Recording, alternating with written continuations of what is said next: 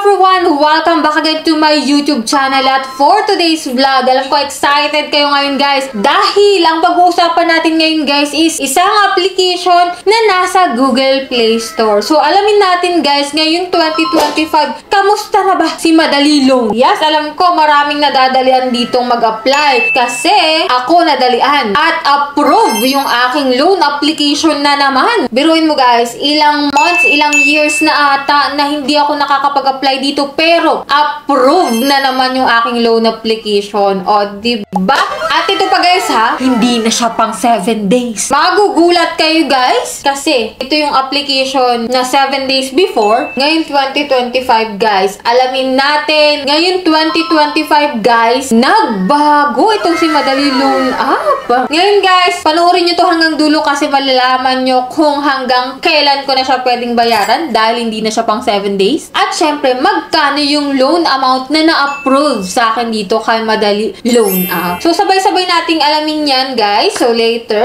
So, ngayon, guys, na-announce ko na po yung aking 5 lucky winners nung Monday at yung aking isang winners ng 1,000 pesos dahil siya ay nag-comment lamang po dun sa aking post. Ang kapopost ko lamang. Ang tanong ko dun, guys, is para sa iyo, ano yung best loan application ngayon 2025? So, habol-habol ka, guys. Pwede pa rin mag-comment dyan sa comment section. At sa susunod, pipili po ulit ako bilang pasasalamat ko po sa pagsuporta nyo po sa akin na maabot ko yung 100,000 subscribers. So, thank you po sa inyong lahat, guys. At syempre, tuloy-tuloy pa rin naman po yung ating pa-cellphone giveaway every last Monday of the month. Kaya ano pang inaantay nyo dyan, guys? If ever na hindi ka pa subscriber, nako, i-click mo yung subscribe button, turn on the notification bell, at syempre, i-like mo na tong video na to at mag-iwan ka na po ng comment dyan sa comment section. So much for that, guys. Puntahan na natin itong si Madali Loan app na available sa Google Play Store para alamin kung hanggang kailan ko na siya pwedeng bayaran at magkano yung na-approved na loan amount sa akin. So, if you are interested, keep watching.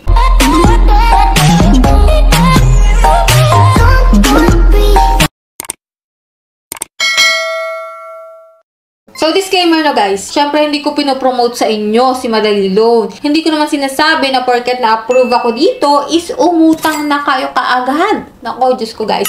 Manood muna ng review, tapusin itong vlog ko, at syempre magbasa-basan kayo ng review dyan sa mga nakalagay sa kanyang application bago kayo sumugod sa pag-apply, diba? So, dito guys, kung makikita mo, before existing na to si Madali Loan at hindi pa rin siya naaalis sa Google Play Store. So, ano bang meron kay Madali Loan app ngayong 2025? So, kung makikita mo sa Google Play Store, guys, meron po siyang 4.6 stars at 14,000 reviews. So, dito, guys, mataas na halagang loan hanggang 28,000 po ang pinapalo nitong si Madali Loan. At syempre, 3 to 5 minutes para kompleto ang proseso. At nakalagay dito, loan period is 3 months up to 12 months. O, diba? Maraming mapapakagat dito, guys. Kasi 3 months to 12 months ang bayaran. At syempre, annual interest niya is 33%. O, diba? So, kung ikaw ay may 10,000 na pwedeng ma-approve dito kay Madali Loan, 9,920 daw po ang pwede mong ma-receive. O, diba? Nasa ads nyo yan. Walang collateral, isang ID lang ang kailangan. Pero syempre, panoorin nyo ito hanggang dulo. So, madaling mag-payout. Bakit? Pwede sa GCash, Paymaya, GrabPay, Alipon Shop, MWR. So, yan. 60 seconds para ipasa ang iyong loan. Walang review ng teleponong kailangan. At ito na nga, pakita ko sa inyo na Madali Loan. 28,000 pesos installment loan amount. O, diba? Installment loan. Talagang mapapaklik ka dito ng apply. Nabasa mo pa lang installment eh. Pero syempre, huwag kang maniwala sa mga ganito kaagad-agad. O, diba? So, click natin yung register. Account ako before dito kaya login po ako. So, ito po yung mga line of credit under evaluation now. So, dahil ako po ay nag-upload na ng aking pictures, nag-fill up na rin ako ng mga basic information ko. Yan. So, dito guys, under review, take 15 minutes po bago malaman kung ikaw ay approve or hindi. Kung ikaw ay may account na before, ganito din yung mangyayari sa'yo. Pero kung ikaw ay bago pa lang na magtatry dito kay Madali Loan, syempre dun ka sa unang proseso, which is mag-fill up ka dyan ng information mo, personal information, job information, papasa ka ng ID mo, ganun po yung proseso. So, kung ikaw naman ay repeat borrowers na at ito ay old account mo na, ganito po yung mangyayari. Tulad ng ipinapakita ko, no? So, dito guys, after ng ilang minutes nga po na pag-aantay ko dito kay Madali Loan, ito po nakalagay, settlement completed. Kasi before guys, may loan po ako sa kanya na 2,000 pesos. So, So, yung 2,000 pesos ko po guys, ang balik po nun is 2,336 pesos. Bali guys, 336 lang po yung interest na halos na idinagdag. Pero syempre, yung 2,000 pesos, hindi ko po yung buo na receive.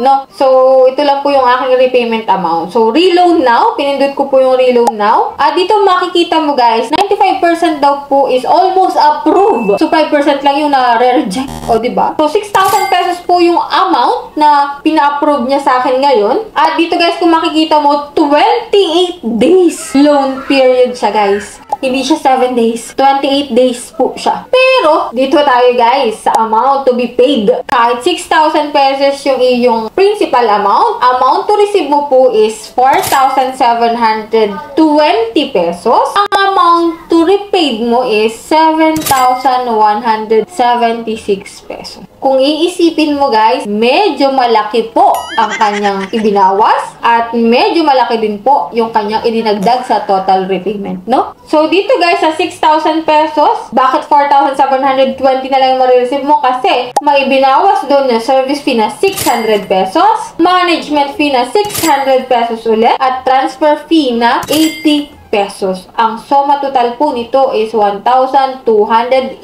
pesos para sa processing fee na ibabawas sa principal amount mo. Kaya 4,720 pesos na lang yung marireceive mo. Pero sa total repayment, guys, is 7,176 pesos. So, kung ima-minus natin 6,000 minus 7,176 pesos, ang idinagdag po na interest within 28 days is 1,176 pesos plus yung mga ibinawas na service fee, which is 1,280 pesos. So, lumalabas po, within 21 days, ang iyo pong babayaran is 2,456 pesos. So, okay ba sa iyo na 6,000 yung na-approve sa'yo na loan amount, pero babayaran mo siya ng 7,176 pesos, pero ang na-receive mo lang is 4,720 pesos. So, yan guys, meron pa ditong second amount, which is 4,000. If ayaw mo ng 6,000 at medyo nalalakihan ka, dito tayo sa 4,000. Dito guys sa 4,000, 28 days repayment din po siya. Pero ang amount to receive mo na lang po is 3,120 pesos. Bakit? Kasi may service fee siya na 400, management fee na 400 din, transfer fee na 80 pesos. So, ang sum total po is 880 pesos po within 28 days. 880 plus 784 na tubo. Bali guys, 1,664 po yung babayaran mo if ever na 4,000 yung pipili mo. So, dito guys, medyo maliit-liit pa ha. Kung i-divide mo siya sa 28, 59 pesos po per day yung interest dito kay Madali Loan. So, nasa inyo na guys kung go pa rin kayo dito guys kay Madali Loan. Sa 4,000 pesos po na loan mo, 3,120 po yung marireceive mo. At ang babayaran mo po is 4,784 within 28 days. So, nasa inyo na guys kung i-get nyo yung loan dito kay Madali Loan. Ako po ay na-approve ng 6,000 pesos pero hindi ko yung ginet. Kasi kung iisipin mo, sayang naman yung halos 2,000 pesos, 'di ba? Kaya pag-isipan niyo na makailang ulit bago kayo masilaw sa loan amount na pinapakita niya. Hindi porket mahaba na yung bayaran, 28 days, is agad-agad na kayo go dito kay Madali Loan. Pero nasa sa inyo pa rin naman, guys. Iba-iba naman tayo ng opinion. So, let me know your